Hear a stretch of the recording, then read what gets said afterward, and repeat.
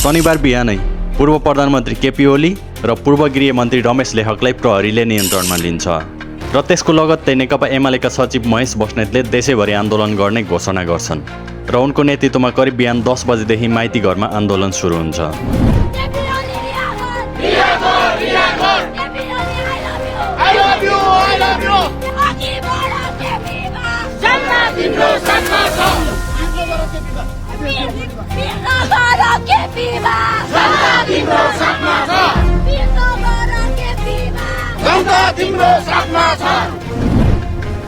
उनीहरूले भनिरहेका छन् बालेन सरकारले प्रतिशोधको राजनीति गर्यो, हाम्रो अध्यक्ष निर्दोष छन्, उसलाई रिहा गर।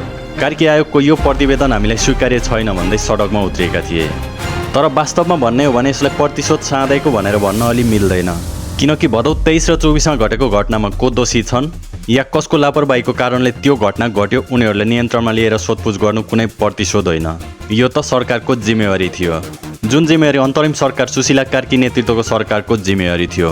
प्रधानमन्त्री सुशीला कार्की र गृहमन्त्री ओमप्रकाश अर्यालले ओली र लेखकलाई पक्राउ गरेर अनुसन्धान गर्ने प्रयास नगरेका पनि होइनन्, तर त्यो बेला सुशीला कार्की नेतृत्वको सरकार असफल भयो। पछि चुनाव भयो, चुनाव सम्पन्न भए लगत्तै जाँचबुझ आयोगले प्रतिवेदन पनि बुझायो प्रधानमन्त्री समक्ष। प्रतिवेदन तयार हुँदासम्म अन्तरिम सरकारको कार्यकाल सकिन लागेको थियो र त्यति बेला प्रधानमन्त्री सुशीला कार्कीले प्रष्टै भनेकी थिइन्, यो प्रतिवेदनको कार्यान्वयन भने अब बन्ने नयाँ सरकारले गर्नेछ। यस अर्थमा पनि यो प्रतिवेदनको कार्यान्वयन गर्ने जिम्मा नयाँ बन्ने सरकारको जिम्मेवारीभित्र पर्थ्यो। त्यही जिम्मेवारीलाई सरकारले आफ्नो पहिलो जिम्मेवारीको रूपमा अगाडि सार्यो र घटनाको मुख्य पात्र ओली र लेखकलाई अनुसन्धानका लागि हिरासतमा राख्यो। 2 दिन हिरासतमा राखेपछि 5 दिन समय थप गरेर अनुसन्धानलाई निरन्तरता दिइरहेको छ। तर यता एमाले कार्यकर्ता भने आफ्नो आन्दोलनलाई निरन्तरता दिइरहेका छन्। प्रहरीलाई नै ढुङ्गामुढा गर्नेदेखि व्यक्तिगत सम्पत्ति, गाडी समेत तोडफोड गर्ने जस्ता हरकतहरू गरिरहेका छन्। तर तपाईँ यदि यस्तो आन्दोलनमा सहभागी हुँदै हुनुहुन्छ भने धेरै कुरा सोचेर मात्र जानुहोला।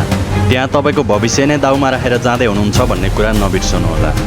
यदि तपाईँ कारणवश एकपटक मात्र प्रहरीको हातमा पर्नुभयो र प्रहरीले तपाईँलाई फौजदारी मुद्दा दायर गर्यो भने तपाईँले भविष्यमा सरकारी जागिर खानदेखि वैदेशिक रोजगारमा जान समेत अयोग्य हुनुहुनेछ।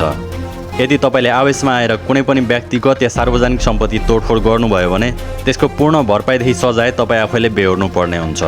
यहाँ न त तपाईँको पार्टीले सहयोग गर्न सक्छ न त तपाईँको नेताले। होला योभन्दा पहिला पटक पटक तपाईँलाई पार्टीले बचायो र यो पटक पनि पार्टीले बचाउँछ भनेर गलत कार्य नगर्नुहोला।